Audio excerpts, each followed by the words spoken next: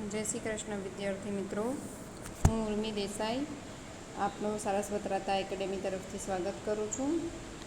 धोरण 12 जीव विज्ञान विषय में આપણે અત્યાર સુધીમાં પ્રકરણ 2 સપુષ્પી વનસ્પતિઓમાં લિંગી પ્રજનનમાં પુષ્પના નર પ્રજનન તંત્ર અને માદા પ્રજનન તંત્ર વિશે અભ્યાસ કરી ગયા અને જન્યુઓના નિર્માણ વિશે અભ્યાસ કરી ગયા કે જન્યુઓનું નિર્માણ કઈ રીતે થાય છે। જેવી રીતે તમે પ્રકરણ 1 માં ભણ્યા કે પૂર્વફલન ઘટનાઓમાં જન્યુ નિર્માણ બાદ જન્યુઓનું વહન નામનો ટોપિક આવે છે, બરાબર। તો અહીં આપણે જન્યુઓના નિર્માણ બાદ આગળ જોઈશું જન્યુઓનું વહન અને સામાન્ય રીતે સપુષ્પી વનસ્પતિઓમાં જન્યુઓના વહનને પરાગનયન તરીકે ઓળખવામાં આવે છે, બરાબર। ધોરણ 9 અને ધોરણ 10 માં તમે પરાગનયન વિશે ઘણો ખરો અભ્યાસ કરી જ આવ્યા છો।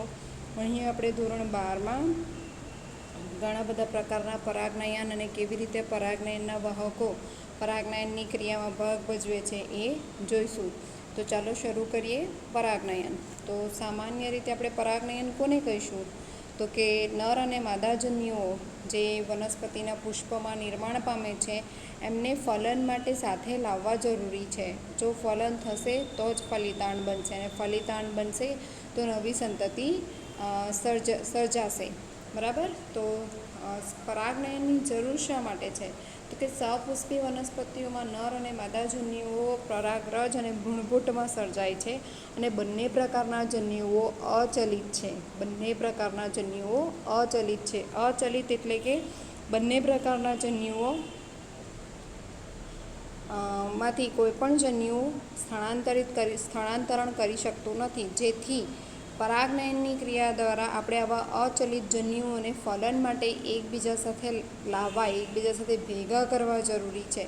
તો આ હેતુ એ પરાગનયનની ક્રિયા દ્વારા સિદ્ધ થાય છે કે પરાગનયનની ક્રિયા દ્વારા આપણે બે અચલિત જન્યુઓને ભેગા લાવવામાં કાર્ય કરી શકીએ છીએ। હવે આપણે પરાગનયનની વ્યાખ્યા જોઈએ। પરાગનયનની વ્યાખ્યા તમે 9 અને ધોરણ 10 માં કરીને જ આવ્યા છો। તો પરાગનયનની વ્યાખ્યા શું છે તો કે પરાગરજનું સ્ત્રી કેસરના પરાગાસન પર સ્થળાંતરિત થવાની ક્રિયાને પરાગનયન કહે છે। પરાગરજ કે જે નરજન્યુ છે એને સ્ત્રી કેસરના પરાગાસન એટલે કે સ્ત્રી કેસરની અંદર ભ્રૂણપુટમાં માદાજન્યુ છે તો પરાગરજ એટલે કે પરાગાશયમાંથી મુક્ત થતી પરાગરજને સ્ત્રી કેસરના પરાગાસન પર સ્થળાંતરિત થવાની ક્રિયાને આપણે કહીશું પરાગનયન। હવે પરાગનયન તેના સ્ત્રોતના આધારે મુખ્ય 3 પ્રકારો ધરાવે છે। મુખ્ય 3 પ્રકારના પરાગનયન આપણે જોઈ શકીએ છીએ। તો એમાં સૌપ્રથમ આપણે જોઈશું સ્વફલન। નામ પરથી આપણે કહી શકીએ કે સ્વફલન એટલે કે એવું ફલન જે પોતાની જાતે થતું હશે, બરાબર। તો સ્વફલનની આપણે આમ વ્યાખ્યા જોઈએ તો સ્વફલનની વ્યાખ્યા શું થશે તો કે પરાગાશયમાંથી મુક્ત થતી પરાગરજનું તે જ પરાગાશય પરથી મુક્ત થતી પરાગરજનું તે જ પુષ્પના પરાગાસન પર સ્થાનાંતરણ। કોઈ એક દ્વિલિંગી પુષ્પ છે, ઉદાહરણ તરીકે જાસૂદનું પુષ્પ તમે બધાએ જોયું જ છે। જાસૂદના પુષ્પમાં જે પીળા રંગનો પાવડર પીળા રંગના તંતુઓ તમને દેખાય છે એ એનું પુંકેસર છે અને ઉપર 3-5 જે લાલ કલરના તમને ગોળ ટપકાઓ જેવી રચના દેખાય છે એ એનું સ્ત્રી કેસર છે। તો એવા દ્વિલિંગી પુષ્પમાં પોતાના જ પરાગાશયમાંથી પોતાના જ પરાગાસન પર પરાગરજ સ્થાપિત થવાની ક્રિયાને આપણે કહીશું સ્વફલન। એ સ્વફલન પ્રકારનું પરાગનયન છે, એ પોતાની જ પરાગરજને પોતાના જ પરાગાસન પર સ્થાપિત કરશે। હવે આપણે આગળ જોઈએ તો કે સ્વફલન 2 પ્રકારે થઈ શકે છે। એક છે સહપક્વતા અને બીજી છે સંવૃત પુષ્પતા। તો એમાં સૌપ્રથમ આપણે સહપક્વતા જોઈશું। સહપક્વતા એટલે નામ પરથી જ તમે સમજી શકો છો। સહપક્વતા સહ એટલે સાથે, પક્વતા એટલે પરિપક્વ થવું। કોણે સાથે પરિપક્વ થવાનું છે તો કે આપણને ખબર છે પરાગનયન એટલે નરજન્યુ અને માદાજન્યુની આપણે વાત કરીએ છીએ। તો પુષ્પના પુંકેસર એટલે કે પરાગાશય અને પુષ્પના સ્ત્રી કેસર એટલે કે પરાગાસન આ બંને જો સાથે પરિપક્વ થશે તો તેવી સ્થિતિની અંદર સ્વફલનથી એ પરાગનયન કરશે એવું વધી જાય છે, બરાબર। તો સહપક્વતાની પહેલી શરત શું છે તો કે પરાગાશય અને પરાગાસન બંને સાથે જ પરિપક્વ થવા જોઈએ। આ એની પ્રથમ શરત છે. અને બીજી શરત કે પરાગાશય અને પરાગાસન બંને એકબીજાની નિકટ હોવા જરૂરી છે. જો બંને એકબીજાની નજીક હશે અને બંને સાથે પરિપક્વ થશે તો જ પરાગાશયમાંથી નીકળતી પરાગરજ એ પોતાના જ પુષ્પના પરાગાસન પર સ્થાપિત થશે.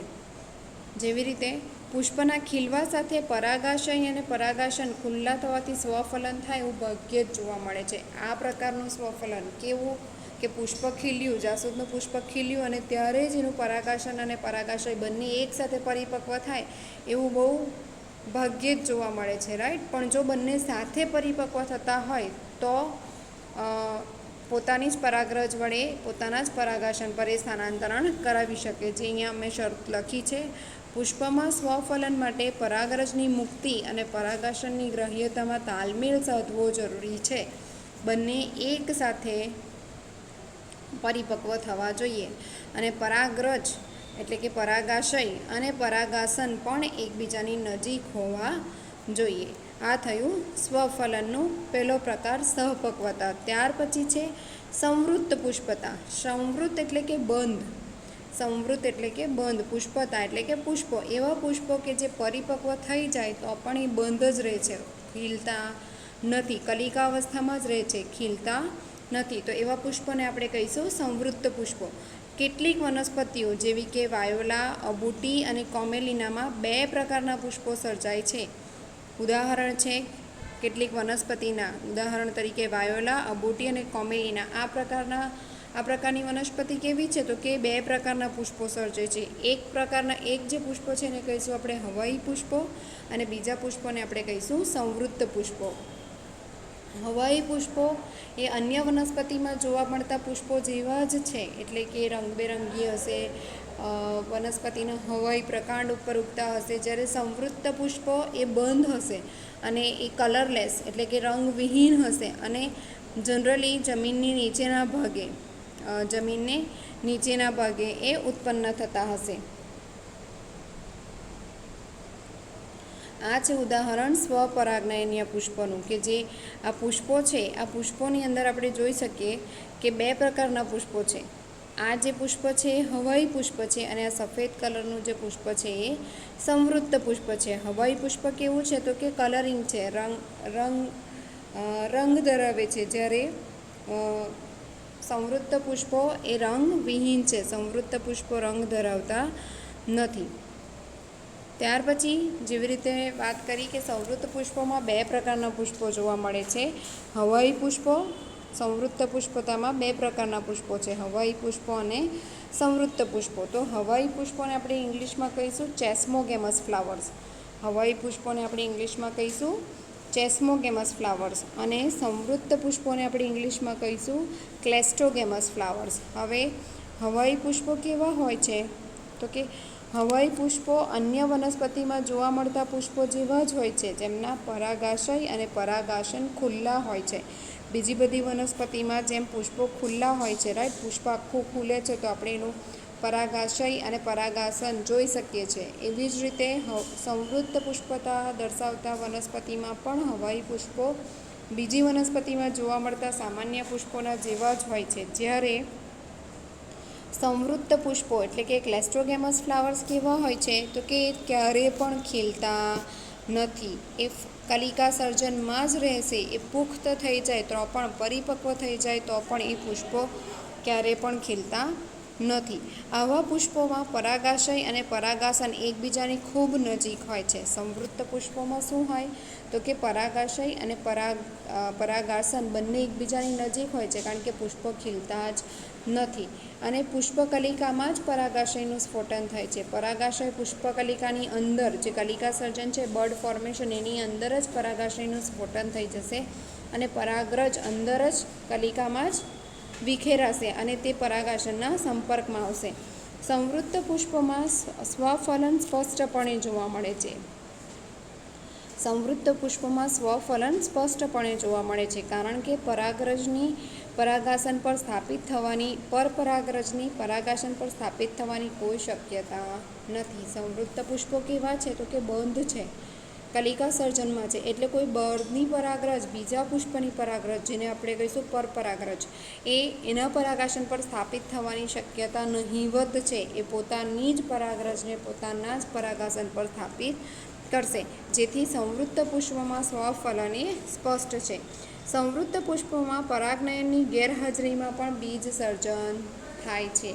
સંવૃત્ત પુષ્પોમાં શું થાય? પરાગનયનની ગેરહાજરી, એટલે કે કોઈ પરાગનયનનો વાહક એમાં ભાગ ભજવતો નથી. કલિકા બંધ જ છે, પુષ્પની કલિકા બંધ છે, અને બંધ પુષ્પકલિકાની અંદર જ પરાગરજ અને પરાગાશય એકબીજાના સંપર્કમાં આવે છે, જેથી ગેરંટી છે સંવૃત્ત પુષ્પોમાં કે બીજ ઉત્પન્ન કરશે જ. ત્યારબાદ આપણે જોઈએ તો કે સંવૃત્ત પુષ્પતા એ વનસ્પતિ માટે લાભકારક પણ છે અને નુકસાનકારક પણ છે. તો લાભકારક કેવી રીતે છે કે પ્રતિકૂળ પરિસ્થિતિમાં છોડ તેની જાતે જ પોતાનો પ્રસાર કરી શકે છે. પ્રતિકૂળ પરિસ્થિતિ એટલે એવી પરિસ્થિતિ જ્યારે એને પૂરતા પ્રમાણમાં પાણી નથી મળતું, ન્યુટ્રિશન નથી મળતું, તાપમાન બરાબર નથી, એવી પરિસ્થિતિની અંદર સંવૃત્ત પુષ્પતા વનસ્પતિ માટે લાભકારક પણ છે, કારણ કે જ્યારે પ્રતિકૂળ પરિસ્થિતિ હોય, પ્રતિકૂળ એટલે કે વિપરીત પરિસ્થિતિ હોય, વરસાદ નથી, એને ન્યુટ્રિશન પૂરતા પ્રમાણમાં નથી મળતું, તાપમાન, સૂર્યપ્રકાશ પૂરતા પ્રમાણમાં નથી, એવી પરિસ્થિતિની અંદર પણ સંવૃત્ત પુષ્પોની અંદર બીજ સર્જન 100% થશે, ગેરેન્ટેડ થશે, રાઈટ. એટલે પોતાનો પ્રસાર પોતાની જાતે કરી શકે છે. એક બીજું એનું લાભકારક લક્ષણ જોઈએ તો કે વનસ્પતિ પોતાના જે એ ઓરિજિનલ લક્ષણો છે, એ જે વનસ્પતિ છે કોમેલિના, વાયોલા કે અબુટી, એ પોતાના જે લાક્ષણિક લક્ષણો છે એ એક સંતતિથી બીજી સંતતિ સુધી મેન્ટેન કરવામાં સક્ષમ છે. એને એ સંગ્રહ કરી શકશે, કારણ કે કોઈ બીજી પરપરાગરજ સંવૃત્ત પુષ્પોમાં આવતી જ નથી, એટલે ત્યાં ભિન્નતા સર્જાવાનો કોઈ પ્રશ્ન જ નથી. આ થયા એના લાભો સંવૃત્ત પુષ્પતાના. હવે સંવૃત્ત પુષ્પતાના ગેરલાભો, એટલે કે એ નુકસાનકારક પણ છે. દરેક વસ્તુના જેમ ફાયદા હોય તેમ એના નુકસાન પણ હોય. આપણે કહીએ છીએ ને, every coin has two sides, right. Similar way સંવૃત્ત પુષ્પતા વનસ્પતિને લાભકારક તો છે, સાથે સાથે નુકસાનકારક પણ છે. કેવી રીતે નુકસાનકારક છે? તો કે સંવૃત્ત પુષ્પતા ના કારણે સંવૃત્ત પુષ્પતામાં સતત સ્વફલનના કારણે જનીનિક રીતે પ્રભાવી છોડની ભિન્નતા અને ઉદ વિકાસની તક ઘટે છે. સંવૃત્ત પુષ્પતામાં કોઈ બીજી પરપરાગરજ આવતી નથી, એ પોતાની જ પરાગરજથી પોતાના જ પરાગાસન પર સ્થાનાંતરણ કરાવે છે, જેના લીધે કોઈ ભિન્નતા સર્જાતી નથી, અને ભિન્નતા ન સર્જાય તો ઉદ વિકાસની તક ઘટી જાય છે, રાઈટ. જો આપણે આપણું ઉદાહરણ લઈએ તો કે આપણે વાનરમાંથી મનુષ્યો સુધી પહોંચ્યા છીએ, આપણી ઉત્ક્રાંતિ છે. તો આ ઉત્ક્રાંતિ કેવી રીતે સર્જાઈ? તો કે દર વખતે બે અલગ અલગ સજીવોએ લિંગી પ્રજનન કર્યું, અને તેના લીધે નવા સજીવો અસ્તિત્વમાં આવ્યા. એ નવા સજીવોએ ફરી પાછું લિંગી પ્રજનન કર્યું, અને ક્રમશઃ લિંગી પ્રજનનનો રેશિયો વધતો ગયો, અને જે લક્ષણો જે ભિન્ન લક્ષણો સર્જાયા એ ભેગા થતા ગયા, અને છેલ્લે આ માનવ સ્વરૂપ નિર્માણ પામ્યું. એવી જ રીતે જો કોઈ વનસ્પતિ લિંગી પ્રજનન કરતી હોય તો દર વખતે લિંગી પ્રજનનના કારણે એની અંદર જનીનિક ભિન્નતા સર્જાય. આ જનીનિક ભિન્નતા એને પ્રતિકૂળ પરિસ્થિતિ સામે લડવામાં સહાયક બને, અથવા તો એનું અસ્તિત્વ પ્રતિકૂળ સ્થિતિમાં ટકાવી રાખવા માટે સહાયક બને, અથવા તો રોગ પ્રતિકારક શક્તિ વધારે, અથવા તો એને પુષ્પો સર્જન અથવા તો ફળ સર્જનની ક્રિયામાં વૃદ્ધિ કરે. કોઈ પણ પ્રકારે પણ જો વનસ્પતિ લિંગી પ્રજનન એટલે કે બીજી કોઈ પરપરાગરજને પોતાના ઉપર સ્થાપિત થવા જ ન દે તો એની અંદર ભિન્નતા સર્જાશે નહીં, અને જો ભિન્નતા નહીં સર્જાય તો ઉદ વિકાસની તકો પણ ઘટી જાય છે, બરાબર. તો આપણે સ્વફલનમાં બે પ્રકાર જોયા, સહપક્વતા અને સંવૃત્ત પુષ્પતા. કે આ આકૃતિ છે, આ આકૃતિની અંદર પરપરાગનયનીય પુષ્પોમાં તમને સૂર્યમુખીનું ઉદાહરણ આપવામાં આવ્યું છે. ત્યારબાદ સંવૃત્ત પુષ્પોની અંદર તમે જોઈ શકો છો કે નીચે જે પુષ્પો છે જમીનની નજીક, એ સંવૃત્ત પુષ્પો છે, અને ઉપર જે કલરિંગ પુષ્પો છે તે હવાઈ પુષ્પો છે. આ બંને પુષ્પો માં ભેદ આપણે જોઈ ગયા કે હવાઈ પુષ્પો રંગીન હોય છે, જ્યારે સંવૃત્ત પુષ્પો રંગ વિહીન હોય છે.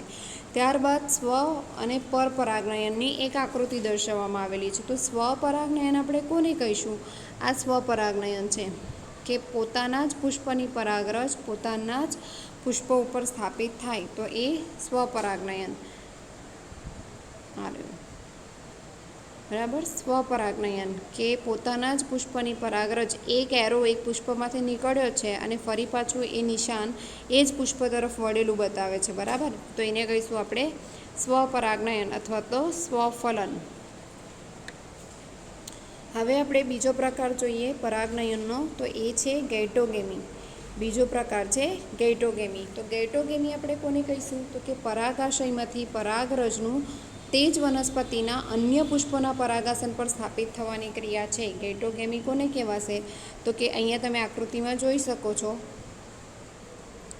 એક જ વનસ્પતિ છે, એ જ વનસ્પતિનું આ એક પુષ્પ છે અને આ બીજું છે. તો આ પુષ્પ ઉપરથી પરાગરજ આ બીજા પુષ્પ ઉપર જાય છે, પણ વનસ્પતિ એક જ છે, તો તેને આપણે કહીશું ગૈટોગેમી. બરાબર, ગૈટોગેમી એ કાર્યાત્મક રીતે પરપરાગનયન છે. ગૈટોગેમી એ કાર્યની રચના એ પરપરાગનયન છે કે એક પુષ્પમાંથી પરાગરજ બીજા પુષ્પ બાજુ જાય છે. બરાબર, પણ જનીનિક દ્રષ્ટિએ તે સ્વફલન સાથે સામ્યતા દર્શાવે છે. વનસ્પતિ તો એક જ છે. બરાબર, જો આપણે એને થોડી આકૃતિના દ્વારા સમજીએ તો અહીંયા તમને સમજાવું કે આ એક વનસ્પતિ છે, અહીંયા એક પુષ્પ છે અને અહીંયા એક પુષ્પ છે. આ પુષ્પની પરાગરજ આ બીજા પુષ્પ ઉપર જાય, પણ વનસ્પતિ તો એક જ છે, પ્લાન્ટ તો એક જ છે. બરાબર, એટલે એ સ્વફલન કહેવાશે જનીનિક દ્રષ્ટિએ. પણ કાર્યાત્મક દ્રષ્ટિએ એટલે કે એક જગ્યાએથી પરાગરજ બીજી જગ્યા સુધી જાય છે, એટલે કાર્યાત્મક દ્રષ્ટિએ એટલે એને આપણે કહીશું પરપરાગનયન. બરાબર, હવે આપણે આગળ જોઈએ ત્રીજો પ્રકાર પરવશ. પરવશ એટલે કે પરપરાગનયન. પરપરાગનયન એટલે કે પરાગાશયમાંથી મુક્ત થતી પરાગરજનું અન્ય વનસ્પતિના પરાગાસન પર સ્થાપન થાય છે. આ એકમાત્ર એવા પ્રકારનું પરાગનયન છે જેમાં પરાગાસન પર જનીનિક ભિન્નતા ધરાવતી વનસ્પતિ સ્થાપિત થાય છે. પરવરસ અથવા તો પરપરાગનયન અથવા તો એને આપણે ઇંગ્લિશમાં કહીશું ક્રોસ પોલિનેશન. એ કેવા પ્રકારનું પરાગનયન છે? તો જો ફરી પાછી હું આકૃતિ દોરું તો આ એક વનસ્પતિ છે, આ એના પુષ્પો છે, આ બીજી વનસ્પતિ છે, આ એના પુષ્પો છે. આ વનસ્પતિની પરાગરજ બીજી વનસ્પતિ ઉપર અથવા તો આ વનસ્પતિની પરાગરજ આ વનસ્પતિ ઉપર જો સ્થાનાંતરિત થાય તો એને આપણે કહીશું પરપરાગનયન અથવા તો પરવશ અથવા તો ક્રોસ પોલિનેશન. અને ક્રોસ પોલિનેશનના કારણે જનીનિક ભિન્નતા સર્જાવાના ચાન્સીસ તકો વધી જાય છે. જનીનિક ભિન્નતા ધરાવતી વનસ્પતિઓનું સર્જન થશે. ત્યાર પછી આપણે જોયું પરાગનયનમાં તેના સ્ત્રોતના આધારે 3 પ્રકાર: સ્વફલન, ગૈટોગેમી અને પરફલન. સ્વફલનમાં 2 પ્રકાર: સહપક્વતા અને સંવૃત્ત પુષ્પતા. હવે આપણે આગળ જોઈએ કે પરાગનયન માટેના વાહકો એજન્ટ્સ ઓફ પોલિનેશન. આપણે જોયું ને કે પરાગનયન કોને કહેવાય? તો કે પરાગાશયમાંથી મુક્ત થતી પરાગરજને સ્ત્રીકેસરના પરાગાસન પર સ્થાનાંતરિત કરવાની ક્રિયાને. પરાગાશયમાંથી જે પરાગરજ મુક્ત થાય એને સ્ત્રીકેસર સુધી લઈ જવાનું છે, તો એને કોણ લઈ જશે? તો એને લઈ જવા માટે જે કાર્ય કરે છે એને આપણે કહીશું વાહકો. એને આપણે કહીશું વાહકો. તો વનસ્પતિ મુખ્યત્વે 2 પ્રકારના વાહકોનો ઉપયોગ કરે છે: અજૈવિક વાહકો અને જૈવિક વાહકો. અજૈવિક વાહકોમાં પવન અને પાણીનો સમાવેશ થાય છે, જ્યારે જૈવિક વાહકોમાં પ્રાણીઓનો સમાવેશ થાય છે. મોટાભાગની વનસ્પતિઓ પરાગનયન માટે જૈવિક વાહકોનો જ ઉપયોગ કરે છે. કેમ? તો કે જૈવિક વાહકો દ્વારા જો પરાગનયન થાય તો એ ખાતરી આપે છે કે પરાગરજ એક પુષ્પ પાસેથી બીજા પુષ્પ પાસે પહોંચશે. એટલા માટે વનસ્પતિ મોટાભાગે જૈવિક પરાગનયનનો, જૈવિક વાહકોનો જ ઉપયોગ કરે છે. ખૂબ જ ઓછી માત્રામાં વનસ્પતિઓ અજૈવિક વાહકોનો ઉપયોગ કરે છે. બહુ ઓછી વનસ્પતિઓ એવી છે કે જે પાણી અને પવનનો પરાગવાહક તરીકે ઉપયોગ કરે છે. પવન અને પાણી બંને દ્વારા થતા પરાગનયનમાં પરાગરજની પરાગાસન સાથે સંપર્કમાં આવવાની શક્યતા ઓછી છે. આવી અચોક્કસતાની પૂર્તતા માટે અંડકની સંખ્યાની સાપેક્ષે પરાગનયન માટે પુષ્પો ખૂબ મોટી સંખ્યામાં પરાગરજ સર્જે છે.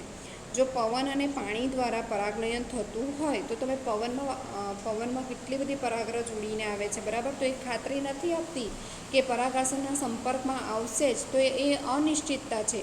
તો આ અનિશ્ચિતતાને થોડી ઘણી ઓછી કરવા માટે વનસ્પતિ શું કરે તો કે બહુ વિપુલ પ્રમાણમાં પરાગરજ સર્જે, એટલે હવામાંથી વનસ્પતિની બહુ બધી પરાગરજ એકસાથે મુક્ત થશે, જેમાંથી સપોઝ ઉદાહરણ લઈએ કે 500 પરાગરજ મુક્ત થઈ તો 500માંથી એટલીસ્ટ 5 તો કોઈ પરાગાશનના સંપર્કમાં આવશે, બરાબર. એવી જ રીતે પાણીમાં પણ. એટલા માટે જે વનસ્પતિઓ અજૈવિક વાહકો તરીકે પવન અને પાણી દ્વારા પરાગનયન કરે છે એ પરાગરજ બહુ વિપુલ પ્રમાણમાં સર્જશે, બરાબર. તો આપણે પહેલાં અજૈવિક વાહકો દ્વારા થતું પરાગનયન જોઈશું, ત્યારબાદ જૈવિક વાહકો દ્વારા. તો સૌપ્રથમ આપણે જોઈએ અજૈવિક વાહકમાં પવન દ્વારા થતા પરાગનયનને એનિમોફિલી કહેવાય છે. એનિમોફિલીને ગુજરાતીમાં કહીએ તો વાત પરાગનયન, અને શું કહેવાય છે? એનિમોફિલી. તો પવન દ્વારા પરાગનયન એ ઘણું સામાન્ય છે, બહુ નોર્મલ છે. તમને ઘણી બધી જગ્યાએ પવન દ્વારા પરાગનયન જોવા મળી શકે. જેમાં આપણે જોઈશું અલગ અલગ એની લાક્ષણિકતાઓ, કે એનું પરાગરજ કેવું હોય, એની પરાગાશન કેવી હોય, બરાબર. તો પવન દ્વારા પરાગનયન ઘણું સામાન્ય છે, અને એમાં પરાગરજ કેવી હોય તો કે હલકી અને ચિકાસ રહિત, જેથી પવનના પ્રવાહ સાથે તે સરળતાથી સ્થળાંતરિત થઈ શકે. એવી વનસ્પતિઓ જે પવન દ્વારા પરાગનયન કરે છે એમની પરાગરજ કેવી હશે તો એકદમ હલકી અને ચિકાસ રહિત. હલકી હશે તો જે પવનની સાથે પ્રવાહિત થઈ શકે, અને ચિકાસ રહિત હશે જેથી એ પવન સાથે સ્થાનાંતરિત થઈ શકે.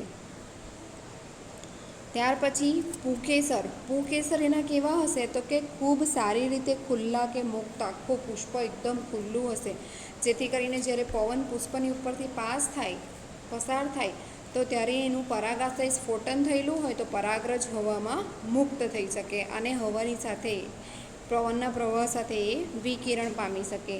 ત્યારબાદ આપણે જોઈશું પરાગાશન. તો કે એવી વનસ્પતિઓ જે પવન દ્વારા પરાગનયન કરે છે એનું પરાગાશન કેવું હશે તો કે પરાગાશન એ મોટા અને પીછાયુક્ત હશે, જેથી વાદ પ્રવાહિત પરાગરજને સરળતાથી જકડી શકે. એના પરાગાશન કેવા હશે? એકદમ લાંબા તંતુ જેવા, જે આમ હવામાં લહેરાતા રહેતા હશે. તમે ઘઉંનો ડોડો, મકાઈનો ડોડો કદાચ જોયો હોય, જુવાર, રાઈટ. તો એ બધાના પરાગાશન કેવા હોય છે તો આમ લાંબા હોય છે, રાઈટ. એનું સ્ત્રીકેસરમાં પરાગવાહિનીની લંબાઈ વધારે હોય છે, જેથી એ હવામાં મુક્ત રીતે તરતા રહેતા હોય, હવાની સાથે બ્લો કરતા રહેતા હોય, જેના લીધે હવામાંની પરાગરજના સંપર્કમાં આવે છે. અને ત્યારબાદ એના પુષ્પો કેવા હશે તો કે વાતપરાગિત વનસ્પતિમાં પુષ્પો એક અંડકયુક્ત બીજાશય ધરાવતા અનેક પુષ્પો ધરાવતો પુષ્પ વિન્યાસ છે. ઘણા બધા પુષ્પો એક સાથે એક જ પુષ્પ વિન્યાસ પર, એટલે કે આ એક વનસ્પતિનું પ્રકાંડ દોરું છું, અથવા તો વનસ્પતિની પ્રજનન શાખા છે. આ પ્રજનન શાખા પર એક સાથે આવી રીતે ઘણા બધા પુષ્પો હશે, અને આ ઘણા બધા પુષ્પોમાં દરેક પુષ્પ કેવું હશે? એક અંડકયુક્ત. દરેક પુષ્પ એક અંડકયુક્ત. તો આ એની લાક્ષણિકતા છે. વાતપરાગિત વનસ્પતિમાં ઉદાહરણ છે મકાઈનો ડોડો અને ઘાસની પ્રજાતિની વનસ્પતિઓ. મકાઈનો ડોડો અને ઘાસની પ્રજાતિની વનસ્પતિઓ. જેવી રીતે આપણે અત્યારે વાત કરી કે એના પરાગાશય કેવા હશે? એકદમ મુક્ત અને ખુલ્લા. આપણે અહીંયા જોઈ શકીએ છીએ કે સારી રીતે ખુલ્લા થયેલા પુંકેસરો દર્શાવતી વાતપરાગિત વનસ્પતિ આ રહી. આ એના પુંકેસરો છે. આ જે તંતુઓ જેવા છે એના પુંકેસરો છે, જે હવામાં એકદમ ખુલ્લા છે, જેથી કરીને એ પવનના પ્રવાહ સાથે પ્રસારિત થઈ શકે. કે મિત્રો, તો આજે આપણે સપુષ્પી વનસ્પતિઓમાં લિંગી પ્રજનનમાં પરાગનયનના સ્ત્રોત અને પરાગનયનના વાહકોમાં પવન દ્વારા પરાગનયન વિશે અભ્યાસ કર્યો.